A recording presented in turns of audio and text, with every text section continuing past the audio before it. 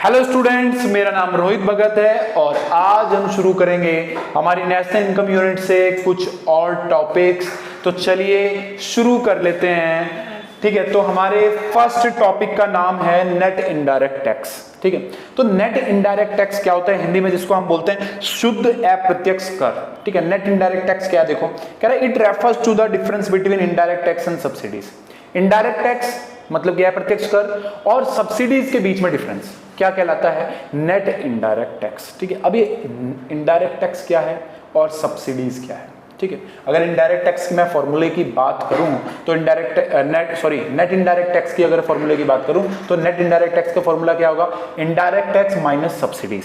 ठीक है, शॉर्ट में हम बोल देते हैं आईटी माइनस सब्सिडीज। तो ये आईटी क्या है, इनडायरेक्ट टैक्स क्या है, तो देख लो इनडायरेक्ट टैक्स क्या कह रहा है, it refers to those tax which are imposed by the government on production and sale of goods and services. ठीक है, अगर मान लो किसी भी चीज का आप गुड्स एंड सर्विसेज का प्रोडक्शन कर रहे हैं, ठीक है, गुड्स एंड सर्विस का प्रोडक्शन कर रहे हैं या उसकी सेल कर रहे हैं, ठीक है, तो उन पर जो टैक्स लगाया जाता है उसको क्या बोलते हैं, इनडायरेक्ट टैक्स। ठीक है, इसको हम जीएसटी भी बोलते हैं।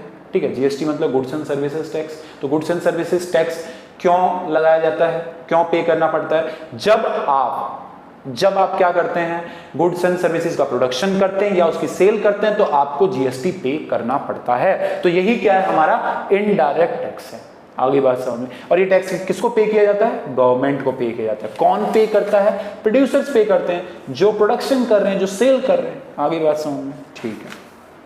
इसके बाद सब्सिडीज क्या होता है, it refers to the economic assistance given by the government to the farm and households with the motive of welfare। ठीक है, ये क्या इकोनॉमिक असिस्टेंस है, मतलब कि कह सकता हूं फाइनेंशियल हेल्प है। ठीक है, पैसे से जुड़ी एक मदद है। ठीक है, जो कि कौन कर रहा है, गवर्नमेंट कर रही है। किसको दे रही है ये हेल्प, ये हेल्प दे रही है फर्म्स को, ठीक है, फैक्ट्रीज को, कंपनीज को, और किसको दे रही है, हाउसहोल्ड्स को, मतलब कि लोगों को, घरेलू क्षेत्र को। ठीक है, with A motive of welfare, किस लिए दे रही है, वेलफेयर करने के लिए दे रही है, सामाजिक कल्याण के लिए दे रही है। तो गवर्नमेंट एक जो हेल्प प्रोवाइड करती है फर्म्स को और हाउसहोल्ड्स को, तो ऐसी हेल्प को क्या बोला जाता है, सब्सिडीज। ठीक है, तो ध्यान रखना। तो ये हो गई भाई सब्सिडीज। देखो सब्सिडीज के कई सारे एग्जांपल मैं दे सकता हूँ। जैसे मान लो आपके भाई घर पे भाई एलपीजी का सिलेंडर आता है, ठीक है, भाई एलपीजी के सिलेंडर पे जो गैस है उस पे जो है सब्सिडी दी जाती है। या अगर दिल्ली में अगर मैं बात करूँ, दिल्ली में जो इलेक्ट्रिसिटी प्रोवाइड की जाती है तो उसमें भी गवर्नमेंट सब्सिडी देती है। ठीक है, उसमें भी जो है सब्सिडी प्रोवाइड की जाती है। ठीक है, तो उसको क्या बोलते हैं, जो छूट जो प्रोवाइड की जा रही है, ठीक है, जो फ्री एक इलेक्ट्रिसिटी दी जा रही है, ठीक है, तो वो क्या है, वो सब्सिडी है, ध्यान रखना। इसके बाद नेक्स्ट टॉपिक है factor cost. Factor cost and market price. तो फैक्टर कोस्ट क्या होती है, सबसे पहले ये समझो। फैक्टर कोस्ट क्या है, it refers to the amount paid to factor of production for their contribution in the production process. ठीक है, ये वो अमाउंट है जो किसको दिया जाता है, फैक्टर्स ऑफ प्रोडक्शन को दिया जाता है। फैक्टर्स ऑफ प्रोडक्शन मैंने बताए थे, लैंड, लेबर, कैपिटल, एंटरप्रेन्योर। तो लैंड को क्या मिलता है, रेंट मिलता है। ठीक है, मैंने बताया था लैंड को क्या मिलता है भाई, रेंट मिलता है। देखो मैंने बताया था 4 तरीके के फैक्टर ऑफ प्रोडक्शन आपको बताए थे, land, labour, capital, entrepreneur. Land को क्या दिया जाता है भाई, लैंड के बदले में दिया जाता है रेंट। ठीक है, लेबर के बदले में क्या दिया जाता है भाई, ठीक है, लेबर के बदले में वेजेस दिए जाते हैं, और क्या दिया जाता है, सैलरी दी जाती है। कैपिटल के बदले में क्या दिया जाता है भाई, कैपिटल के बदले में इंटरेस्ट। एंटरप्रेन्योर को क्या चाहिए, प्रॉफिट चाहिए। ठीक है, आगे बात समझ में। ठीक है, तो ये क्या है, ये कॉस्ट है बिजनेस की, क्योंकि बिजनेस को ये सभी चीजें मिल रही हैं, किससे मिल रही है, हाउस होल्ड सेक्टर से मिल रही है। तो जो ये कॉस्ट जो बिजनेस की लग रही है, इसी कॉस्ट को क्या बोलते हैं, फैक्टर कॉस्ट। आगे बात समझ में। ठीक है, अब देखो मार्केट में जो गुड्स बेचा जा रहा है वो क्या हो गया, मार्केट प्राइस होगा। अगर मार्केट प्राइस की मैं बात करूं तो मार्केट में जो गुड्स बेचा जा रहा है, जिस भी प्राइस पे बेचा जा रहा है, वो क्या होता है, मार्केट प्राइस होता है। ठीक है, अब भाई कोई भी गुड्स मैंने बनाया, ठीक है, अगर मान लो उस गुड्स का प्राइस 10 रुपए है, तो जो फर्म उसमें रेंट पे कर रही है, वेजेस, सैलरीज पे कर रही है, इंटरेस्ट, प्रॉफिट, ठीक है, ये सब चीजें कहां से निकालेगी, वो भी तो उस गुड्स के प्राइस में से ही निकालेगी। जो गुड्स एंड सर्विसेज वो सेल कर रही है उसी के प्राइस में से तो निकालेगी।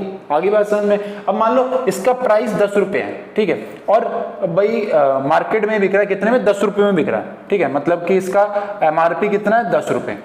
ठीक है, तो क्या इसमें यही सभी चीजें इंक्लूड होंगी, इसमें एक चीज और इंक्लूड होगी, क्या, इनडायरेक्ट टैक्स।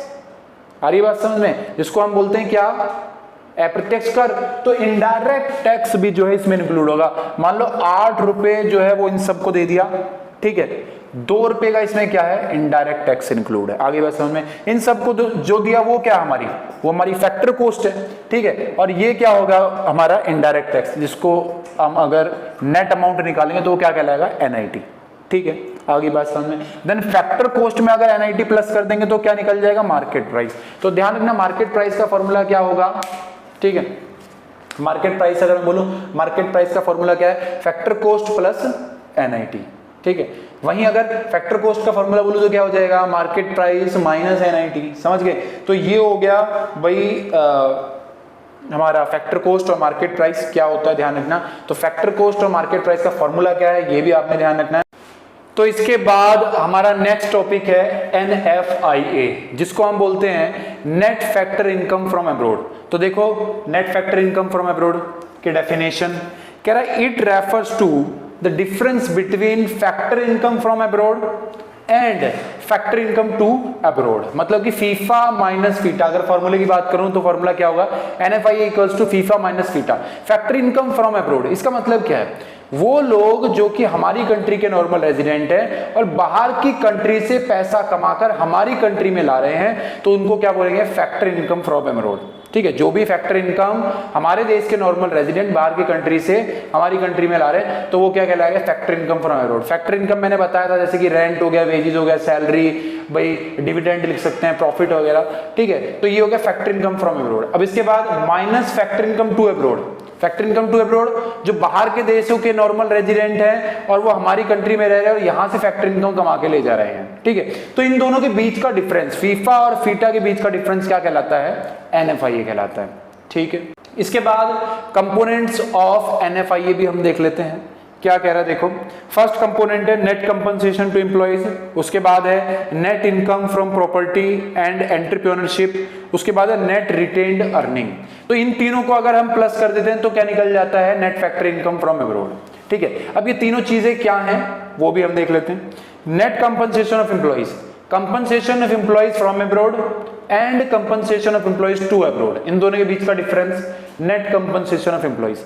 बाहर के देशों में जो हमारे देश के नॉर्मल रेजिडेंट रह रहे हैं वो कमा के लेके आए वेजेस एंड सैलरीज, और हमारी कंट्री के जो लोग हैं, सॉरी बाहर की कंट्री के जो लोग हैं हमारी कंट्री से वेजेस एंड सैलरीज कमा के लेके गए, तो इन दोनों के बीच का डिफरेंस क्या कहलाएगा, नेट कंपनसेशन ऑफ एम्प्लॉइज। इसके बाद net income from property and entrepreneurship, property से क्या मिलता है, रेंट मिलता है, एंटरप्रेन्योरशिप से भाई प्रॉफिट वगैरह मिलता है या डिविडेंड वगैरह मिलता है, ठीक है।